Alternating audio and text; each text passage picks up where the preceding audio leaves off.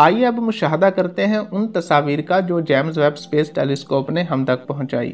ये जो तस्वीर आप देख रहे हैं, ये सबसे पहली तस्वीर है जो जेम्स वेब स्पेस टेलीस्कोप ने ज़मीन तक पहुंचाई। ये तस्वीर खुदा की कुदरत का शाहकार है। इस तस्वीर में ये जो माउंटेन टाइप बादल नज़र आ रहे हैं, असल में ये डस्ट और गैसेस का मजमूआ है जहाँ से सितारे जन्म लेते हैं, जिसे नेबुला का नाम दिया जाता है। और इस सीन को नासा की भेजी हुई वेब ने इंफ्रारेड लाइट्स के ज़रिए कैप्चर किया है।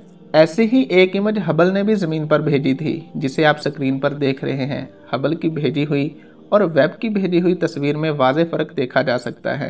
और बाकी ये जो स्टार्स आप देख रहे हैं, असल में ये ऐसे सितारे हैं जो हमसे कई अरब नूरी साल की दूरी पर वाक़ हैं और जिसामत में सूरज से कई गुना बड़े हैं।